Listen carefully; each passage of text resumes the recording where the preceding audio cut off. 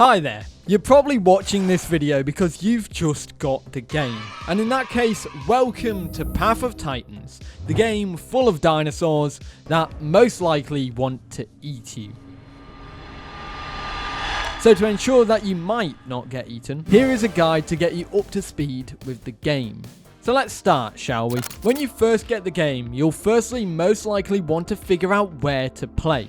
Well, lucky for you, there are some options. Firstly, you've got single player, the survival world where you can explore the map and get to grips with things. You can adjust settings in the menu, pick a map and go from there. The world will be just you and the occasional critter that most likely want to eat you, but you can do whatever you want there, like traveling at Mach 1. Single player is the quintessential sandbox for the game. Then you've got multiplayer, which is technically split between two: community servers and official matchmaking. Official matchmaking is then split technically into 4, but it's realistically 3 at the moment. The first option are simple official servers, which are either on Pandora or Gondwar. You select Pandora or Gondwar for the one you want there. This is the standard layout for Path of Titans: slow growth, usual penalties when you die, no passive growth and all that jazz. Then you have 2 other versions, which are solo matchmaking and solo permadeath. These are matchmaking servers geared for solo players, with no grouping, no passive growth, no global chat, no waystones, some large apexes disabled and more. And permadeath basically means when you die, you're out and you start from scratch again. Aside from that, permadeath is pretty much identical to solo matchmaking. These are pretty much 2 servers that are aimed to combat big mix packing groups, so if you prefer the solo experience, these I recommend. The next option you can decide to play is community servers. There's a server for everyone. From high realism servers to low rule or no rule servers, there's modded servers or non-modded servers. The best decision here is to have a feel around and judge what you like best. If you do join a server with rules though, I recommend you have Discord, as most of them operate and have their rules in Discord and operate out of Discord. A note here as well: all official servers in the server playlist for matchmaking do not have mods. Your only chance to play mods is in community servers or single player. Anyways, now that's out the way, let's talk about the maps. There are currently 2 maps in the game, Pandora and Gondwar. This doesn't include modded maps, by the way, because if we talk about all of them, there's a lot more. Firstly, Pandora. This is the oldest map in the game, a 9x9 map that is mainly big lakes, shallow rivers, and a dense redwood forest that pretty much takes all the space. This map is actually about 4 years old, roughly, and while it does get updates, it equally isn't that popular, and the updates are few and far between. A big note here as well for Pandora: you cannot play flyers or aquatics on this map. Currently, there's no spawn points for them. And of course, the next map is Gondwar. Gondwar is the main map for Path of Titans and the main map for people to play on. Another 9x9 map. This one has vast oceans and islands for aquatics, and then one main island where you find all the dinosaurs, with deep rivers, vast and varied biomes, mountains for flyers, deep oceans for aquatics. This map is perfect for every playstyle. Technically, maybe not for aquatics because you never see a land dinosaur unless you go in a river. That being said, there are specific hotspots where you're most likely to find everyone. Depending on the community server, they might have blocked some of them off. That being said, these are Impact Crater, Grand Plains, White Cliffs, Young Grove, and Green Valley. The map is still being updated as well, with updates every now and then. So you've finally chosen a server, you've finally chosen a map. And now you spawn into the character selection menu, and now it's your time to make the tough decision to pick a character. Lucky for you, by the way, you can literally have as many dinosaurs in your character menu as you want. Well, actually, I say that there's a limit. It's about 50 or something like that, or 30. And also, if you have one dinosaur, and most servers you can only have that dinosaur once, so you can only have one Allosaurus in your character selection menu. That being said, there are over 30 creatures to pick here, from tiny raptors to flying creatures or the battle cow, Bars Boldia. Additionally, if you choose a modded server, there'll be even more playables at your disposal. Here's some quick information, however. At the top, you can choose between herbivores or carnivores. Flyers and aquatics can be found in the carnivore tab. The game mainly goes off the Herbie or Carni tag. However, some dinosaurs have diets that are more omnivore or fish-eating piscivarians. There is a wide range here, but you should ideally remember this as well. The bigger the dinosaur, the stronger they are in terms of health and damage. They usually trade that off for mobility, so if you prefer faster, more mobile dinosaurs, smaller ones with less health are more likely in that vibe. However, you can split the classes further with runners, which do hit and run tactics, bleeders, brawlers, or support. You can technically split that further depending on what you want to do there. When you decide on your dinosaur, you can also change the gender and the species. Changing the gender doesn't actually do much aside from changing the color of the skins. Species change the stats slightly. It will tell you, it's indicated below the species of the dinosaur. You can also see the dinosaur's general stats below the species tab as well. Now that's out of the way and you've picked your dinosaur, this part is a little bit interesting. There are two options to spawn in, right? I'm just going to tell it as it is. You can either be nested in or spawn in normally. Now, if you spawn in normally, you just click enter world, you'll most likely be chucked into the tutorial cave. That gives you a basic run around of what the game is. Then you get chucked into the game. You basically learn your movement, your eating, your questing, all that jazz. It's a very basic introduction. Then if you get a nest invite, it'll pop up while you're making your character. It'll say blah blah blah has invited you to a nest, and you click accept. You'll see a little egg icon next to the enter world button. You want to click that and then you go into the nest. You'll get a nest tutorial as well, which introduces you to the game like the tutorial quest, and then you go from there. Both of these aim to get you at juvenile growth stage, but you're usually chucked in at hatchling. Now, once you walk out of the tutorial cave and you start your journey, you spawn into the world. And honestly, if you're not killed by a Dinosuchus in 2 seconds, then well done. And you pass to the next stage, which is growing your dinosaur. Oh yeah, before we get into the growth segment, I need to warn you. There's these little AI critters running around which are hell-bent on killing your baby dinosaurs. These range from the red-headed Dinosuchus to the evil Bargaceratops. There's even giant snakes and giant tortoises that will attack anything. These are tough mini tests for your baby dinosaurs, and they'll be a good source of food when you grow up, or as you grow up. These are currently very easy to distinguish from players as they dig themselves up from the ground and walk around aimlessly like an AI. The only time they ever track and follow something is when there's a dinosaur within the combat rate threshold nearby. There are a handful of passive ones as well, which will just try and run away from you, but in most cases you'll be encountering the child killers. So yeah, be careful. If you want to get big and strong, you have to quest. If you're not on the solo servers or any servers that have passive growth, you will want to complete your quests to do that and grow your dinosaur. A quest in Path of Titans is a set of objectives for you to do and earn a reward. The reward is a combination of either three things: growth and marks, which are usually always the case, and then sometimes items for your home cave. You can see quests below your map on the right side of the screen. Additionally, you can go to your quest tab on the left side of the screen as well. Usually if you're on PC, press tab, it will show up a little menu on the side, click quests, and you'll see all of your quests. On officials, you usually get around 30 seconds of growth on solo quests. On community servers, this might be boosted. Each quest is different per area. Some will make you travel to new biomes, some will make you pick up items like pine cones, lake sponge and others, or maybe kill a dinosaur. There are various different quest types currently: collecting items, delivering items, point of interest discovery quests, as well as some specific ones within the points of interest themselves to explore them. The best example here is with Stego Mountain or Titan's Pass, where you have to go to Death Valley within there and complete quests within that point of interest. Additionally, you can kill specific critters, kill a herbivore or a carnivore, deliver trophies, feed hungry group members, which leads me into the bonus information, which is very important. If you are in a group, you will get green quests.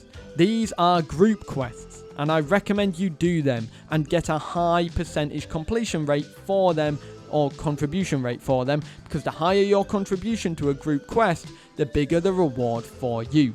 These quests will give you a bigger reward than solo quests, so I recommend you group up and do them. By the way, some of your quests might not even be claimed when you complete them. They usually auto-claim, but if they don't, go to your quest tab and it will say if any of them are waiting to be completed or claimed. You click claim and you get the reward from that. Usually it's ones where you've earned a home cave item or delivered a trophy. Those are the ones that will go unclaimed. Now, after all that questing, you're probably working up an appetite, aren't you, little dinosaur? Well, let's get some food, shall we? As we briefly touched upon, you're likely a herbivore or a carnivore, but there's a little bit more to that. You see, you could either be a piscivore or even an omnivore as well. Technically speaking, here's all the creatures that are omnivores or have omnivore diets that are official dinosaurs, and here's all of the creatures that are piscivores. That being said, herbivores themselves, they can eat flowers, fruits, nuts, and other stuff. You can find that out by checking what your metabolism is, and the general food source for herbivores is any berry bushes. They look like this, they're pretty easy to spot. Here's a mini map with all of their locations on. I'm not sure if this is 100% updated or up to date, but that is that. For carnivores, you usually eat any critter that isn't a Platyhystrix, and then other players as well. There are reasons I have omitted spawn corpses here, because spawn corpses look like this. You can only eat them if you have the scavenger diet.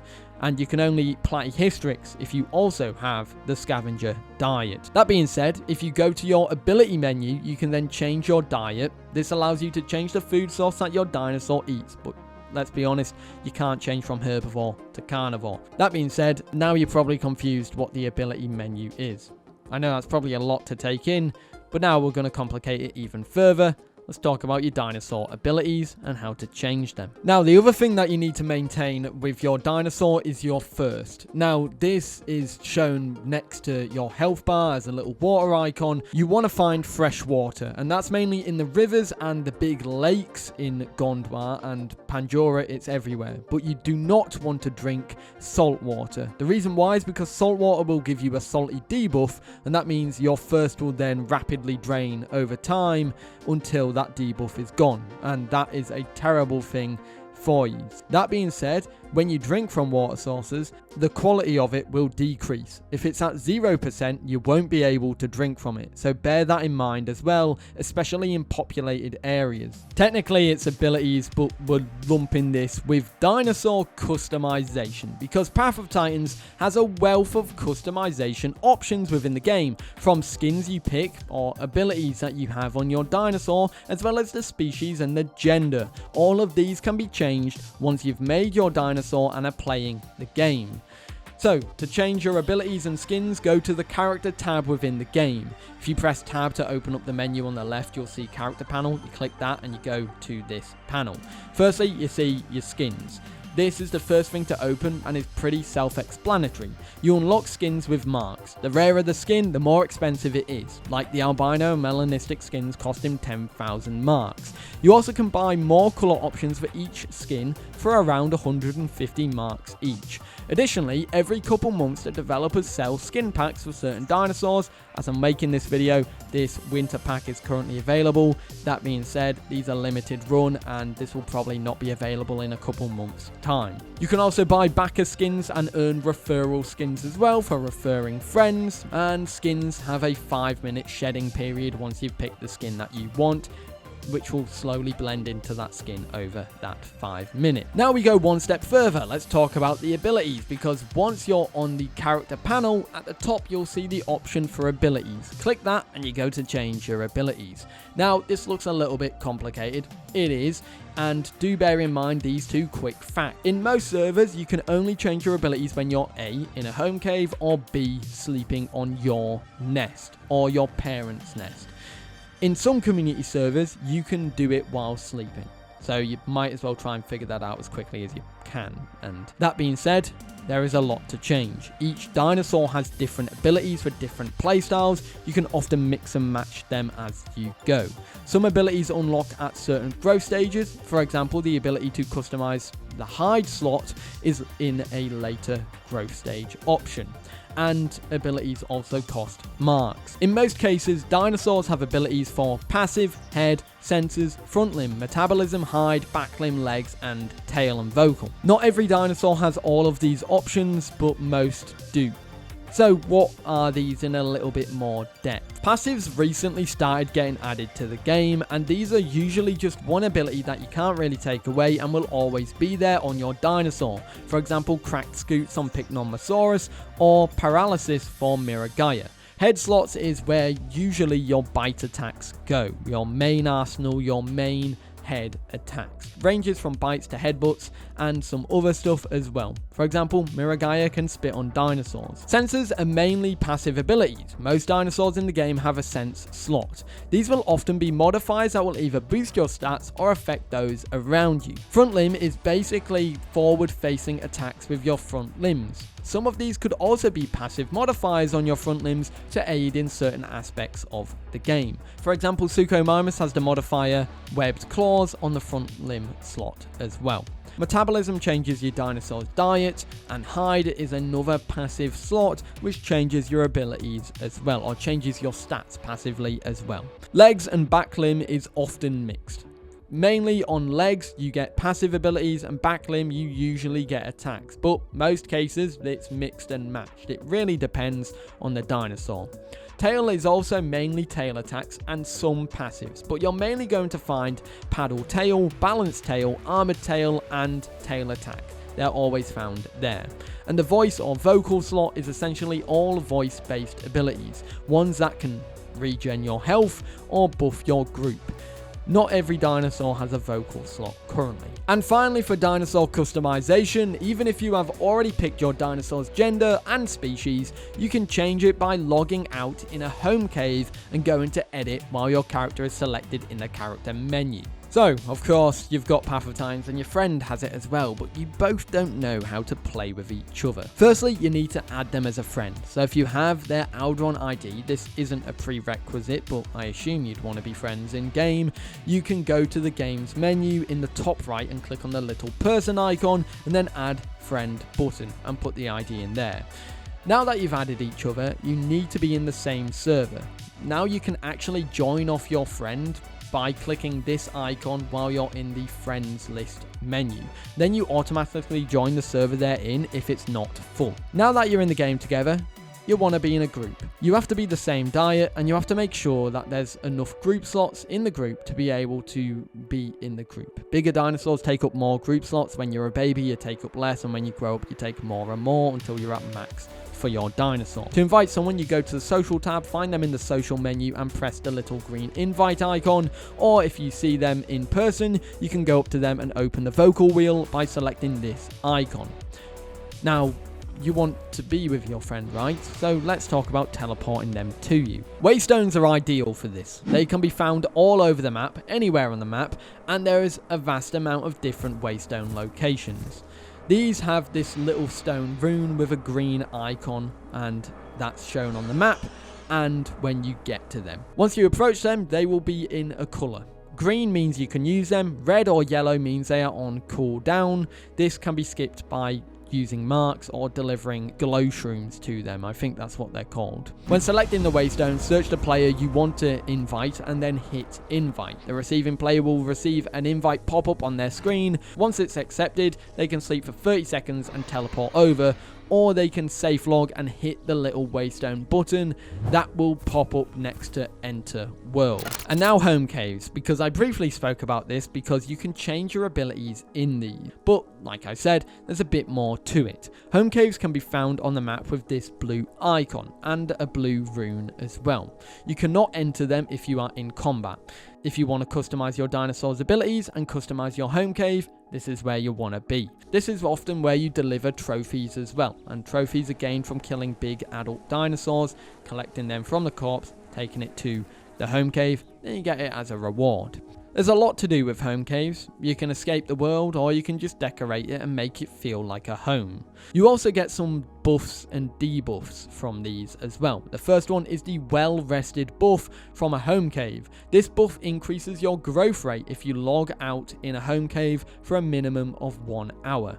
It's shown by this purple icon and in the growth bar with this purple icon as well. Additionally, there are 2 other buffs from home caves. The home cave buff, which appears after a player leaves a home cave, it makes you unable to take or deal damage, and then the home cave debuff, which occurs if you are camping outside a home cave for a long period of time. This decreases your movement speed and damage dealt and increases your damage received. And of course, a quick bit on nesting here, because this is a brand new feature for the game. If you want to watch a full tutorial on that, here it is here. This is unlocked at sub-adult stage. You can build one of these on your own, and you do not need a mate or a second person to do it. You start by placing it where you want and collecting resources. It will say in the top left what you need and how much you need and how varied it is in where you are. Once you've built it, you can then invite someone to nest in, as well as fill the nest with food and water to feed your hatchlings. Of course, that's extremely condensed. Nesting is ever evolving, and I recommend you watch my tutorial. Now, there isn't much I can say about combat without getting into a very hot topic. I do believe one of the best ways to learn combat is by doing it yourself or watching tutorials from YouTubers like NVGun, who are very good at combat. But I did want to mention the status effects: poison, venom, bleed, fracture, bone break, and toxin. So let's talk about them. But firstly, this is an important thing you need to know. This little icon here is the combat timer. This is a timer that occurs whenever you are attacked or attacking someone. In this time, you are unable to passively regenerate health. Every time you are hit, it resets the timer, and it's 30 seconds, so it keeps going down and down and down. When you're out of combat, you can then regenerate health again. Now back to the status effects. Let's start with the main one, which is bleed. Some dinosaurs' attacks cause bleed damage. This is more common with the spiked stego or kentrosaurus, or dinosaurs that utilize their claws like Spinosaurus and Concavenator. This gradually drains a section of your health and is shown by this icon timer and this darker red patch on your health. If you sprint or walk, your bleed lasts longer. If you're sitting or sleeping, it goes away quickly. Then we move to venom. This occurs when you are hit by a dinosaur that does venom, for example Megalania. This effect slows stamina regen for a period of time, and of course, like with bleed, stays longer if you're running or goes faster if you're sat down. Moving into the next one, which is very similar to this, you've got poison, often different than venom. But this is caused when you bite a dinosaur with putrid scales, which is an ability for Metriacanthosaurus.